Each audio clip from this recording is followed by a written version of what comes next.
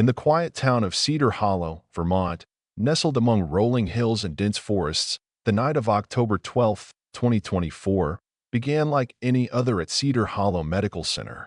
The hospital, a modest two-story building with weathered brick walls, served as the primary healthcare facility for the rural community, its neon sign casting a faint glow over the empty parking lot. That night, the hospital was unusually calm, with only a handful of patients recovering from minor surgeries and routine checkups.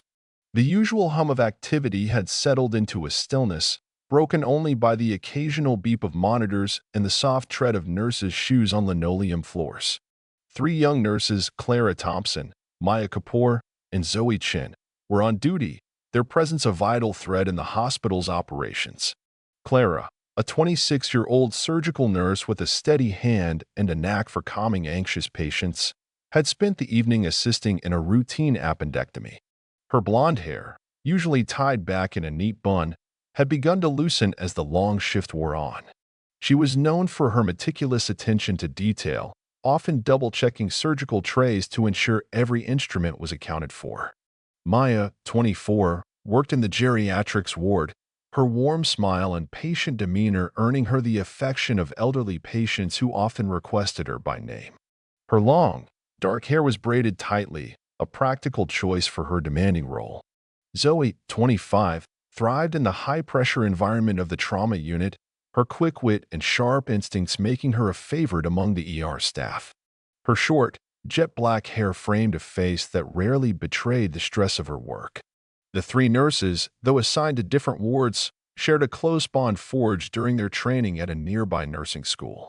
They often met in the hospital's cramped break room, swapping stories over lukewarm coffee and planning weekend hikes in the Cedar Hollow forest.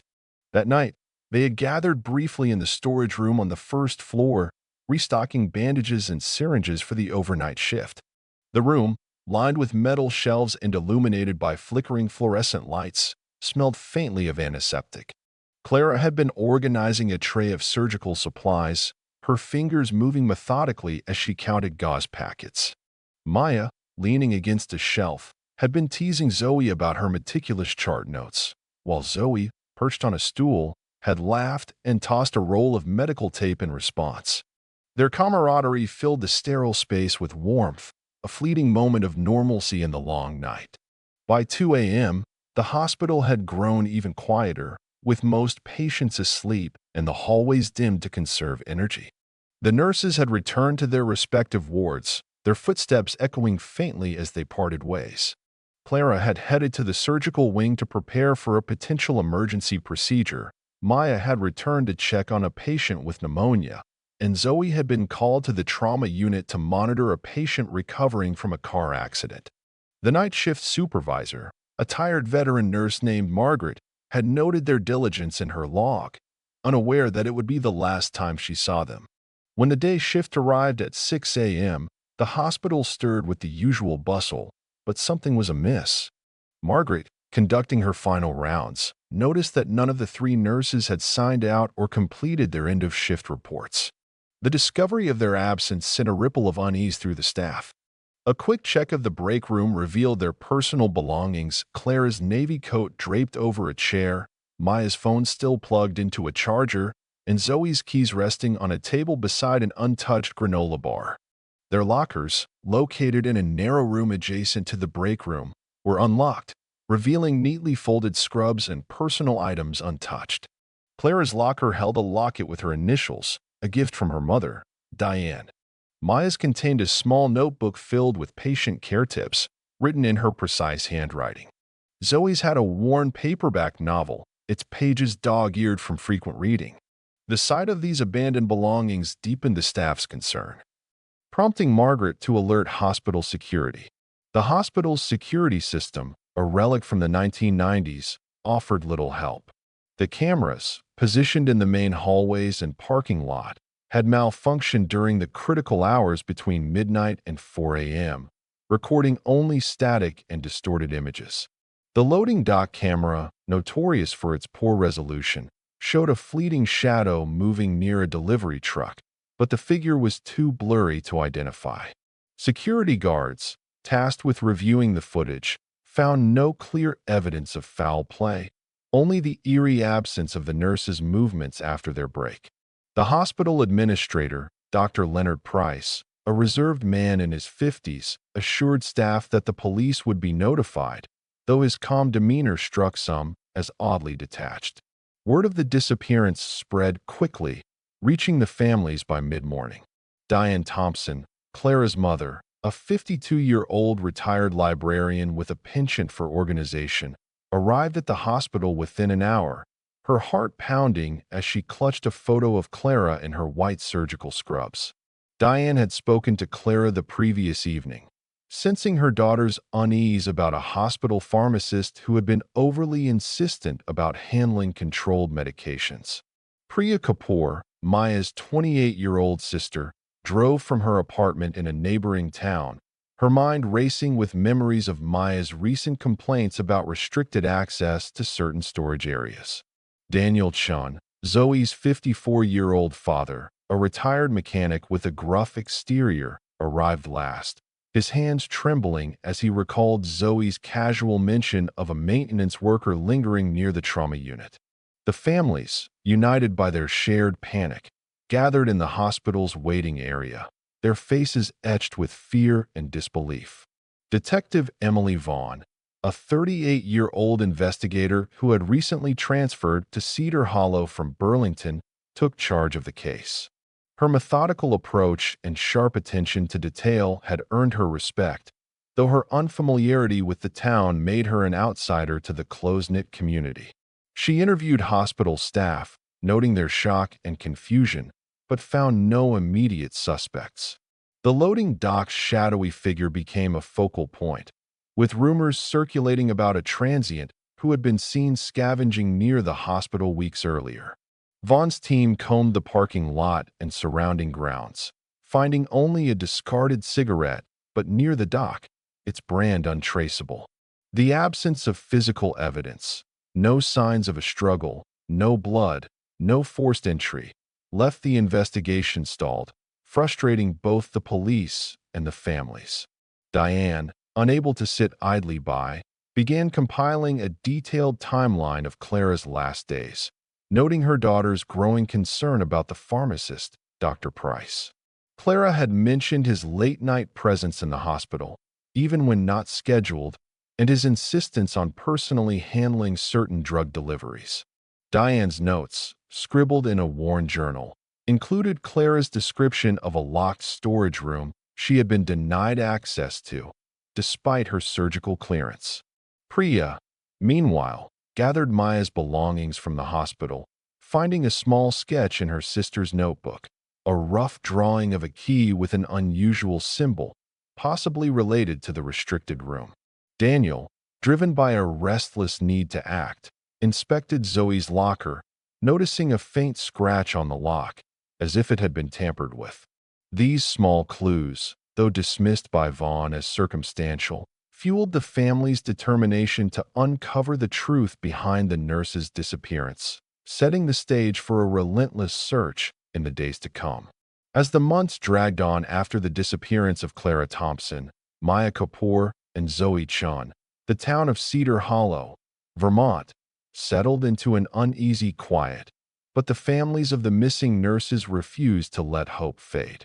6 months had passed since that fateful October night, and the absence of answers had carved deep lines of anguish into the lives of Diane Thompson, Priya Kapoor, and Daniel Chun. Yet, their shared grief wove a resilient bond, transforming them from strangers into a determined trio united by a singular purpose: to uncover the truth. They met weekly in Diane's modest living room, its walls lined with bookshelves, where they pored over every scrap of information, their resolve hardening with each fruitless police update.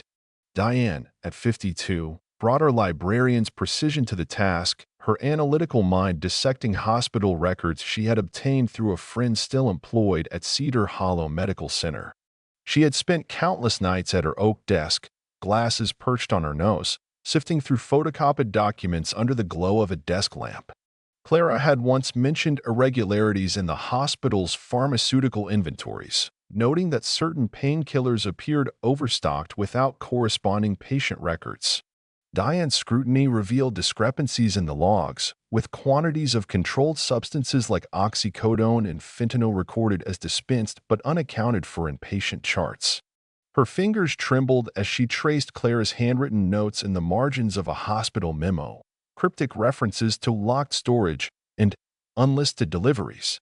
These clues, though vague, fueled Diane's suspicion that the hospital's pharmacist, Dr. Leonard Price, was involved in something illicit.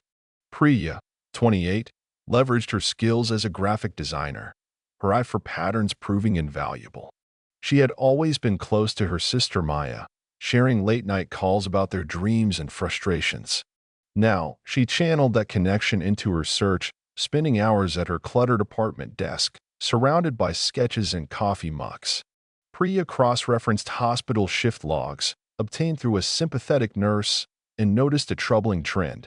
Dr. Price frequently logged unscheduled hours, often overlapping with the night shifts of Clara, Maya, and Zoe. His presence during these off hours, particularly in the pharmacy's restricted area, stood out as unusual for a senior staff member. Priya's discovery of a deleted log entry, recovered from a backup file, showed Price accessing the storage room at 1:47 a.m. on the night the nurses vanished. She sketched a timeline on a whiteboard, connecting Price's movements to the nurses' schedules, her hands smudged with marker ink as she worked late into the night. Daniel Chin, 54, brought a practical perspective, his years as a mechanic sharpening his ability to notice details others overlooked. His gruff demeanor hid a deep love for his daughter Zoe, whose quick wit he had always admired. Unable to sit still, he visited the hospital's loading dock under the pretense of delivering a repaired generator, his old toolbox in hand. There, he examined the area where the shadowy figure had been spotted on the grainy security footage. The asphalt bore faint tire tracks, their tread pattern distinct from the standard hospital delivery vans. Daniel, kneeling in the chill morning air, photographed the tracks and later matched them to a heavy-duty pickup truck, not a vehicle registered to hospital staff. His suspicions deepened when he found a crushed vial cap near the dock, its label partially legible and matching the hospital's pharmaceutical stock. He slipped the cap into a plastic bag, tucking it into his jacket pocket, determined to share it with Diane and Priya. The trio's investigation led them to a chilling discovery. Dr. Price owned a secluded hunting lodge deep in the Cedar Hollow Forest, a sprawling wilderness known for its dense undergrowth and treacherous ravines. The lodge, registered under Price's name in county records, was a 2-hour drive from town, accessible only by a winding dirt road.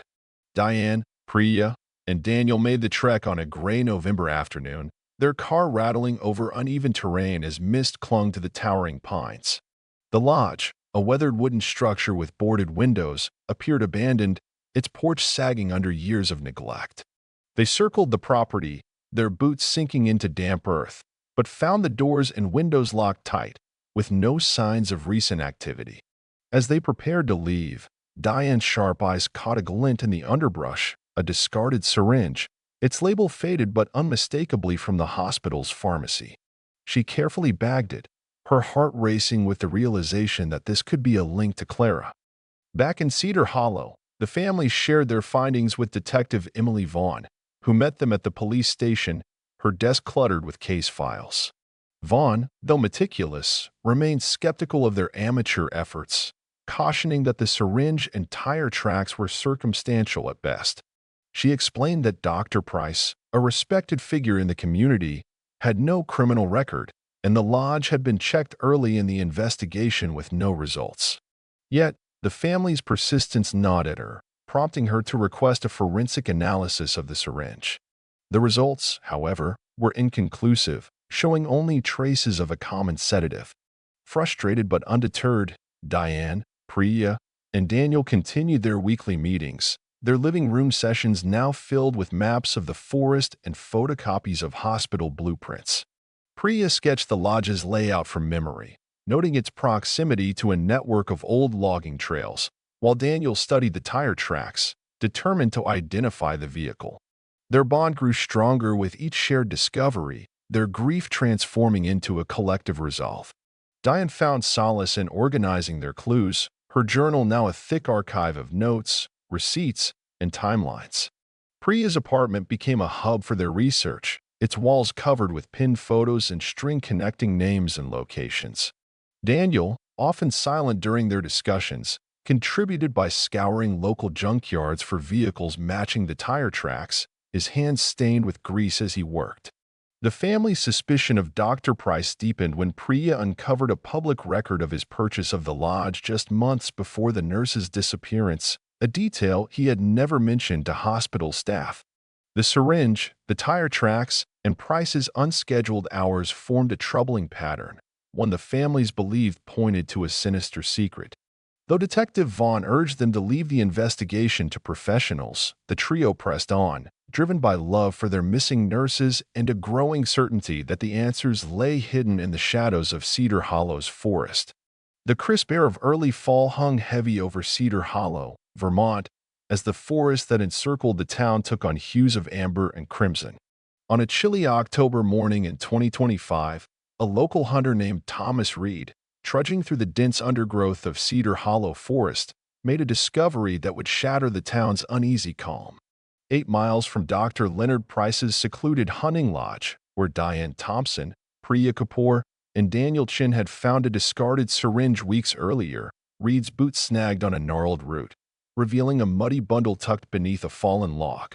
The bundle, partially covered by damp pine needles, was wrapped tightly in medical tubing and electrical wire, its surface caked with dirt and what appeared to be dark, dried stains. Reed, a weathered man accustomed to the forest's solitude, sensed something ominous and contacted the Cedar Hollow Police Department, his hands trembling as he described the find. Detective Emily Vaughn, who had been grappling with the stalled investigation into the disappearance of nurses Clara Thompson, Maya Kapoor, and Zoe Chin, arrived at the scene within hours, accompanied by a forensic team. The forest clearing, surrounded by towering pines and thick brambles, buzzed with activity as officers cordoned off the area with yellow tape. The bundle, carefully extracted from its hiding place, revealed 3 nurse uniforms, 1 white and 2 blue, each bearing the unmistakable marks of wear and exposure. The white uniform, identified as Clara's, had a monogrammed cuff with her initials, CT, embroidered in delicate silver thread, a gift from her mother, Diane, for her nursing school graduation. 1 blue uniform, Maya's, bore a custom-stitched pocket with a tiny lotus flower, a design she had sewn herself to personalize her scrubs. The second blue uniform, Zoe's, was marked by a small tear near the hem, a detail her father, Daniel, later confirmed from a photo of her last shift. Forensic technicians, working under portable lights, noted traces of blood on the fabric, faint but unmistakable, sending a chill through the team. The discovery electrified the investigation, shifting it from a missing persons case to a potential crime. Vaughn, her face set with determination, oversaw the meticulous collection of evidence, ensuring the uniforms were sealed in sterile bags for analysis. Initial tests at the scene confirmed the presence of a sedative, midazolam, embedded in the fabric, a drug commonly used in the hospital's surgical wing. Diane, Priya, and Daniel were summoned to the police station that afternoon, where Vaughn shared the grim findings. Diane, clutching Clara's locket, recognized the medical tubing binding the bundle as identical to that used in the surgical department, its distinctive blue stripe a familiar sight from her visits to the hospital. Her heart raced with a mix of hope and dread, the possibility that Clara was still alive warring with the fear of what the bloodstains implied. Priya, her eyes red from sleepless nights, stared at the photos of Maya's uniform, the lotus flower a painful reminder of her sister's vibrant spirit. Daniel, his calloused hands clenched, studied the images of Zoe's torn scrubs, his mind racing to connect the evidence to the tire tracks he had found near the hospital's loading dock. The police traced the electrical wire to a local hardware store on Cedar Hollow's Main Street, a small shop with flickering fluorescent lights and cluttered aisles. Security footage from 6 months prior, painstakingly reviewed by Vaughn's team, captured a man resembling Ethan Ward, Dr. Price's assistant, purchasing a spool of the same wire used to bind the uniforms. Ward, a reclusive 32-year-old with a history of minor drug offenses, had worked at the hospital for 2 years, handling pharmaceutical deliveries and maintenance tasks.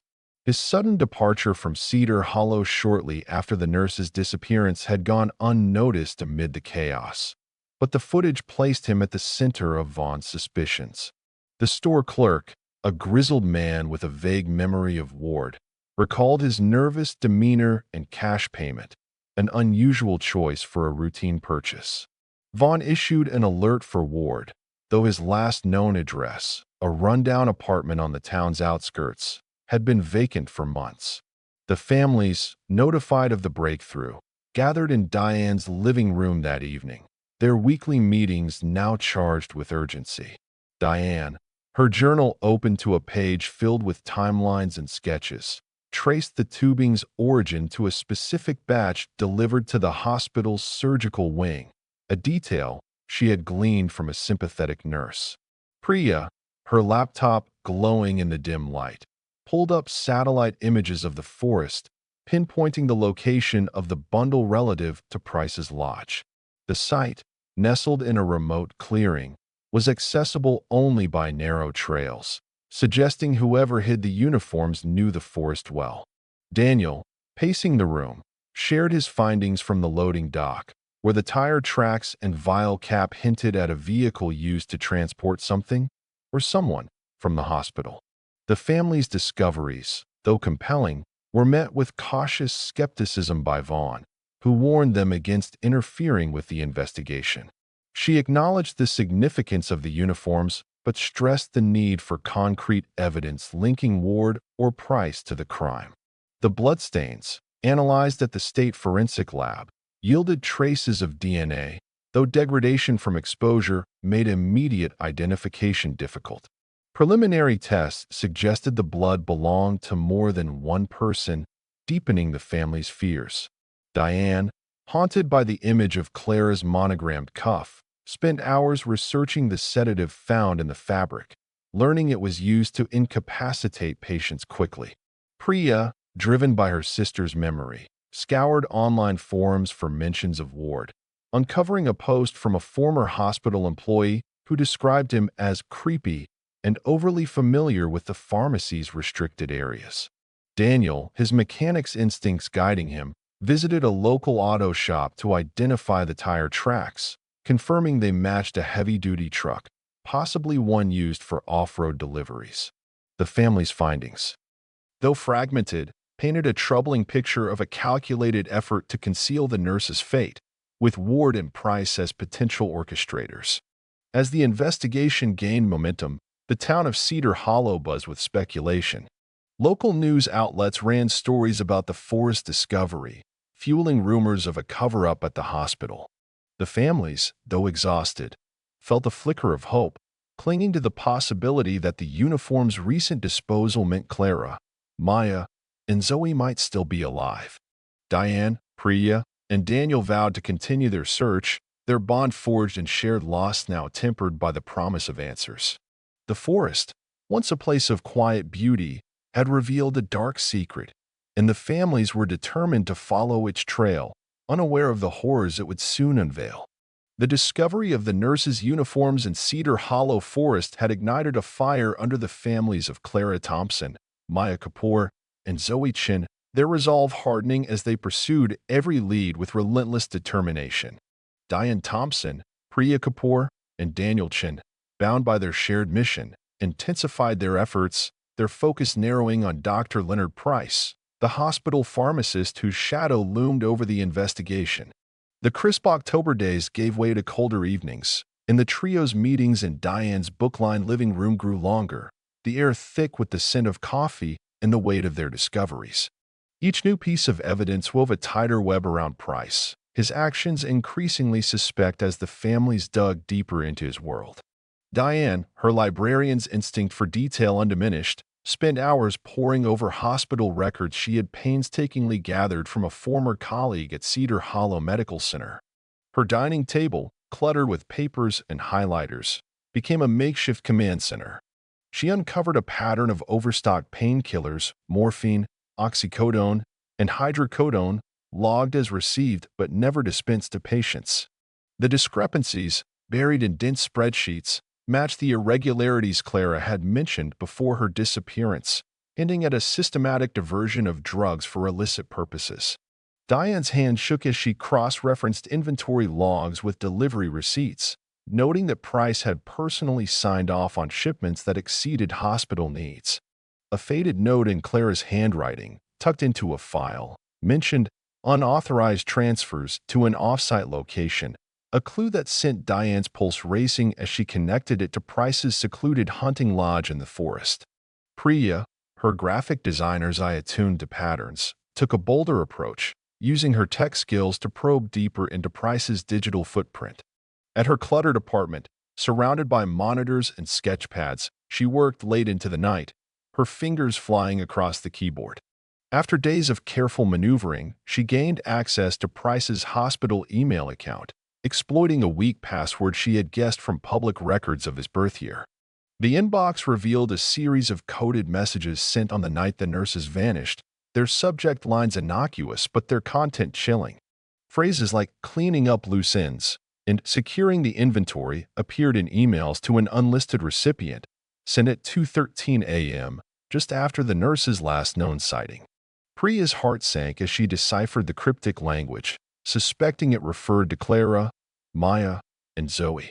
She saved screenshots of the emails, her hands trembling as she archived the evidence, knowing it could be the key to unraveling Price's role in the disappearance. Daniel, driven by a restless need to act, turned his attention to the Cedar Hollow forest where the uniforms had been found. His mechanic's instincts, honed by years of troubleshooting complex systems, guided him as he explored the area near Price's lodge. On a foggy morning, armed with a flashlight and a map sketched by Priya, he followed a faint trail branching off from the lodge's dirt road. The path, overgrown with brambles and obscured by fallen leaves, led to an old root cellar, its entrance camouflaged by a tangle of brush and vines.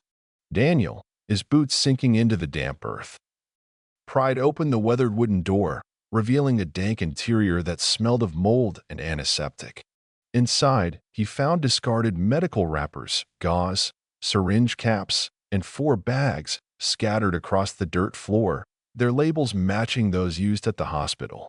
A blood-stained bandage, crumpled in a corner, caught his eye, its dark stains sending a jolt of fear through him. He carefully collected the items in a plastic bag, his mind racing with the possibility that the nurses had been here, their fate tied to this hidden chamber. The families reconvened to share their findings, their living room meetings now charged with a sense of urgency. Diane, her journal filled with new annotations, presented the evidence of Price's drug diversions, her voice steady despite the weight of her discoveries. Priya displayed the damning emails on her laptop, the coded phrases glowing ominously on the screen. Daniel, his hands still dusted with forest soil, laid out the medical wrappers and bandage, their presence a stark reminder of the uniforms found nearby. Together, they mapped out Price's movements, noting his frequent trips to the lodge and his unexplained absence from the hospital in recent days, when he had cited a vague family emergency. The family's suspicions solidified. Price was not just a negligent administrator, but a key figure in a criminal operation, with the nurse's disappearance likely tied to their discovery of his scheme. Determined to push the investigation forward, the trio met with Detective Emily Vaughn at the Cedar Hollow Police Station, a squat brick building on the town's main street. Vaughn, her desk cluttered with case files and coffee cups, listened as Diane presented the hospital records. Priya shared the email screenshots, and Daniel described the root cellar's contents. The detective, though cautious, recognized the significance of their findings, particularly the connection between the medical tubing on the uniforms and the wrappers in the cellar. She secured a warrant to search Price's lodge, a process expedited by the urgency of the new evidence. The police raid, conducted on a rainy afternoon, uncovered traces of sedatives and surgical tools in the lodge's basement, along with a locked cabinet containing vials of the same painkillers Diane had flagged. However, no sign of Clara, Maya, or Zoe was found, leaving the families both hopeful and frustrated. The evidence pointed to Ethan Ward, Price's assistant, as a likely accomplice, his purchase of the electrical wire linking him to the disposal of the uniforms in the forest. Price's sudden absence from Cedar Hollow, announced as a leave of absence by the hospital's administration, intensified the family's determination. Diane learned from a hospital contact that Price had been spotted loading a suitcase into his car the previous evening, his demeanor hurried and anxious. Priya, monitoring local traffic cameras, found footage of Price's vehicle heading toward the forest, its route aligning with the trail to the root cellar. Daniel, revisiting the cellar under cover of dusk, noticed fresh tire tracks near the entrance, suggesting recent activity. The family's findings, though compelling, were met with measured caution by Vaughn, who warned that accusing a prominent figure like Price required ironclad proof. Yet, the trail to the root cellar beckoned, its hidden depths promising answers to the mystery that had consumed their lives for 6 months. Diane, Priya, and Daniel, their bond forged in shared loss, prepared to follow the trail, unaware of the dark truths it would soon reveal. The trail to the root cellar, uncovered by Daniel Chin's relentless exploration of the Cedar Hollow forest, became the linchpin of the investigation into the disappearance of Clara Thompson, Maya Kapoor, and Zoe Chin. On a damp November morning in 2025, Detective Emily Vaughn, armed with a warrant and guided by Daniel's precise directions, led a team of officers to the secluded site, 8 miles from Dr. Leonard Price's hunting lodge. The forest, cloaked in a heavy mist, seemed to guard its secrets as the police navigated the narrow, overgrown trail. The root cellar's entrance, camouflaged by tangled brush and vines, was barely visible beneath a layer of fallen leaves. Vaughn's team, equipped with bolt cutters and flashlights, pried open the weathered wooden door, revealing a rusted trapdoor embedded in the dirt floor. The air was thick with the scent of mold and decay, and the officers exchanged wary glances as they prepared to descend. Beneath the trapdoor, accessible only by a creaking metal ladder, lay a damp, makeshift prison, its concrete walls slick with moisture and etched with scratches. There, in the flickering beam of police flashlights, they found Clara, Maya, and Zoe confined in a cramped chamber no larger than a storage closet. The nurses, their bodies gaunt and weakened by 6 months of captivity, lay on thin mattresses stained with grime.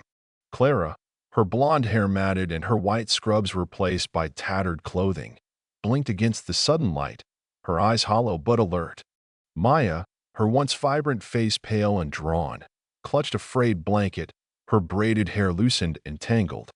Zoe, her sharp features softened by exhaustion, leaned against the wall, her hands trembling but her gaze defiant.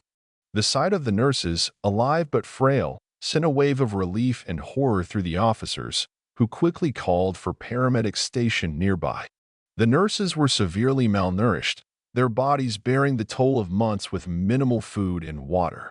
Their wrists showed faint bruises from restraints, long since removed, and their skin was clammy from the cellar's damp chill. Paramedics, arriving with stretchers and medical kits, worked swiftly to stabilize them, administering fluids and checking vital signs under the glow of portable lamps. The chamber, illuminated by the police's floodlights, revealed the grim conditions of their captivity: a single bucket for sanitation, a pile of empty food wrappers, and a small vent providing just enough air to sustain life. Amid the debris, officers found a hidden ledger, its pages filled with meticulous records of drug transactions, written in Price's precise handwriting.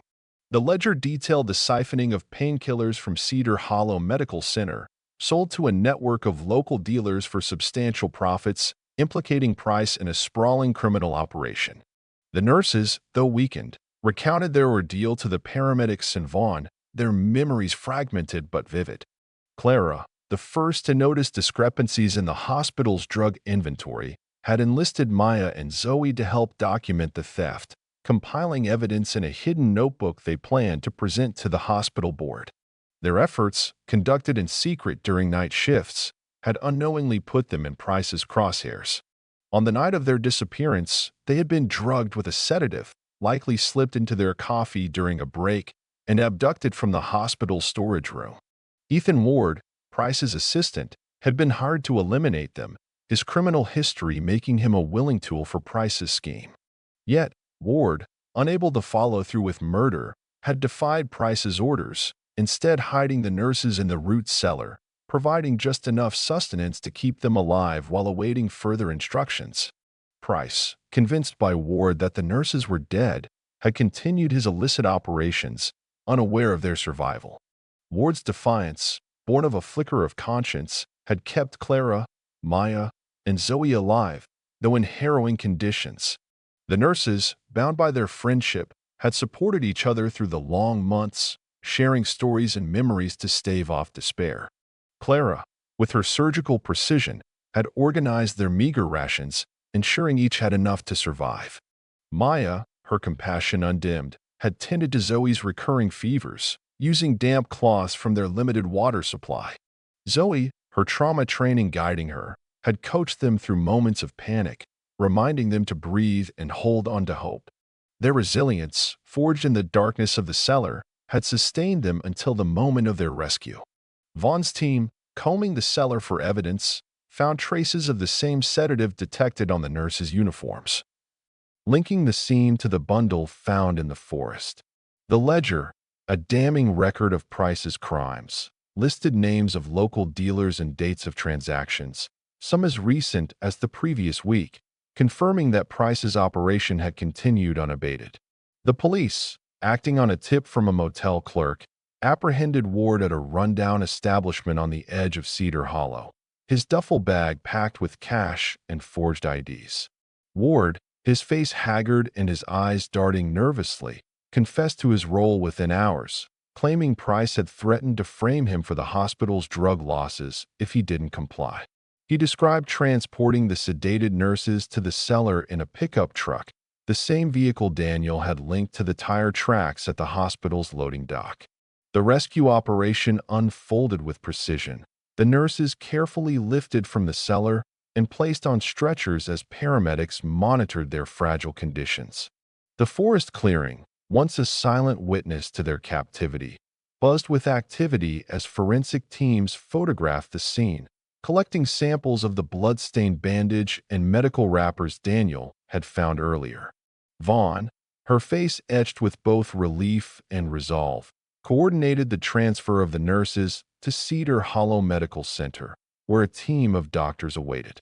The families, Diane, Priya, and Daniel, were notified as the ambulances sped through the forest, their hearts racing with the news that Clara, Maya, and Zoe were alive.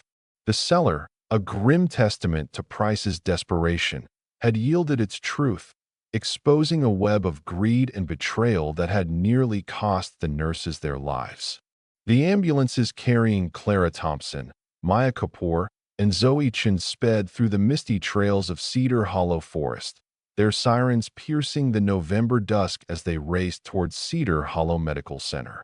The hospital, its brick facade illuminated by floodlights, buzzed with urgency as medical teams prepared for the arrival of the three nurses, rescued from the root cellar after 6 months of captivity. Doctors and nurses, many of whom had worked alongside Clara, Maya, and Zoe, lined the emergency bay, their faces a mix of shock and determination. The nurses, their bodies frail from malnutrition and their skin pale from months without sunlight, were carefully transferred to gurneys, their vital signs monitored with precision. Diane Thompson, Priya Kapoor, and Daniel Chun followed in Diane's car, their hearts pounding with a relief tempered by the sight of their loved ones' weakened states.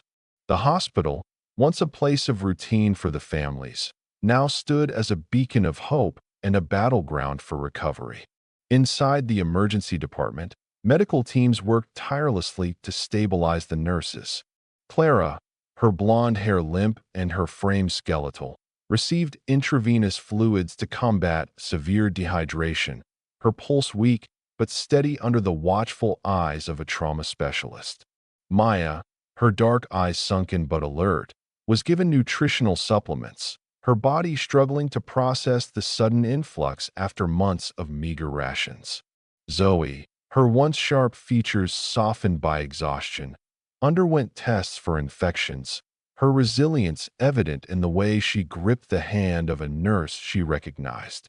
The medical staff, aware of the nurse's ordeal, moved with a quiet reverence, their professional detachment giving way to empathy for their colleagues. Diane, Priya, and Daniel, ushered into a private waiting area, sat in tense silence, their hands clasped as they awaited updates.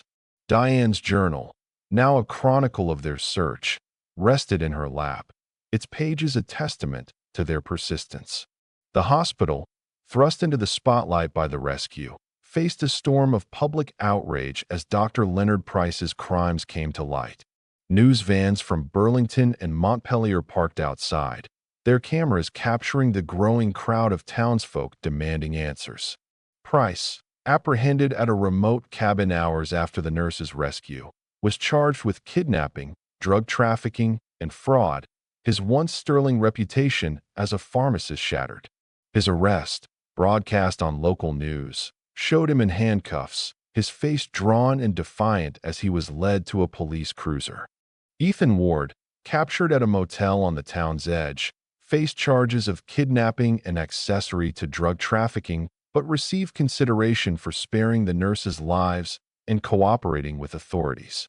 Ward's confession, detailing Price's coercion and his own reluctant role, painted a picture of a man trapped by his past, his actions a mix of cowardice and unexpected mercy.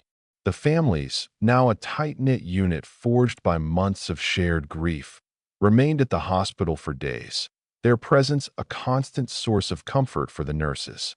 Diane, her graying hair pulled back in a loose ponytail, spent hours by Clara's bedside, reading from a worn copy of her daughter's favorite poetry collection, the familiar words a bridge to happier times. Priya, her sketchpad filled with drawings of Maya's smile, sat with her sister, sharing photos of their childhood to rekindle memories of joy. Daniel, his gruff exterior softened by relief, brought Zoe a small toolbox, a playful nod to her love of fixing things, which elicited a faint smile. The family's bond, strengthened by their relentless search, now anchored them as they navigated the nurse's recovery, their living room meetings replaced by hospital vigils. Clara, Maya, and Zoe, though physically weakened, showed remarkable resilience, their spirits buoyed by their reunion with loved ones. The hospital's psychologists, trained in trauma care, began gentle sessions, helping the nurses process the months of captivity. Clara, her surgical precision undimmed, journaled her experiences, finding solace in structuring her thoughts. Maya, her compassion intact, sketched scenes from the cellar, using art to externalize her pain.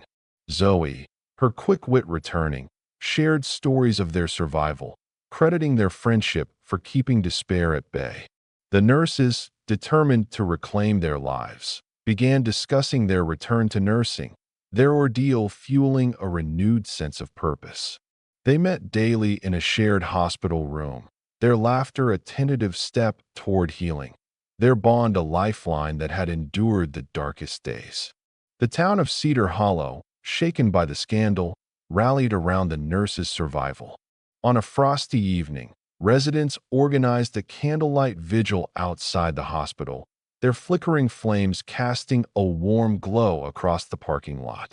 Townsfolk, many of whom had known the nurses personally, held signs proclaiming, "Welcome home," and "Cedar Hollow strong," their presence a silent vow to support the recovery. Diane, Priya, and Daniel, stepping outside to join the vigil, felt a swell of gratitude for the community's embrace. Diane, clutching Clara's locket, reflected on the forest discovery that had led to the cellar, her persistence validated by the sight of the candles. Priya, her eyes tracing the sea of lights, thought of Maya's lotus flower, a symbol of resilience that had guided their search. Daniel, his hands in his pockets, recalled the tire tracks that had sparked his suspicions, a small clue that had unraveled a larger truth. Cedar Hollow Medical Center, its reputation tarnished by Price's crimes, implemented sweeping reforms to restore trust. A new oversight committee, led by an independent auditor, reviewed pharmaceutical inventories, ensuring no future abuses. The hospital board, under public pressure, replaced key administrators, signaling a commitment to transparency. The nurses' courage, widely reported in local and regional media, became a symbol of hope, their story inspiring fundraisers for trauma recovery programs. Clara, Maya, and Zoe, though still months from full recovery, attended a hospital ceremony in their honor, their presence in wheelchairs a testament to their strength. The event, held in the hospital's atrium, drew staff and residents alike, their applause a collective exhale after months of fear. The families, forever changed by their journey, found solace in their unity. Diane, Priya, and Daniel continued to meet, their gatherings now filled with plans for the nurses' future rather than clues to their whereabouts. Diane organized a community library exhibit on the nurse's story, using her journal as its centerpiece. Priya designed a mural for the hospital, depicting three figures emerging from a forest, their hands linked in solidarity. Daniel, ever practical, built a small garden bench outside the hospital, a quiet place for reflection. The nurses, their recovery marked by small victories, Clara's first unaided steps, Maya's return to sketching, Zoe's infectious laugh, looked to the future, their resolve to return to nursing a beacon for Cedar Hollow. The town, united in healing, embraced a new dawn, its scars a reminder of the resilience that had brought light to its darkest hour.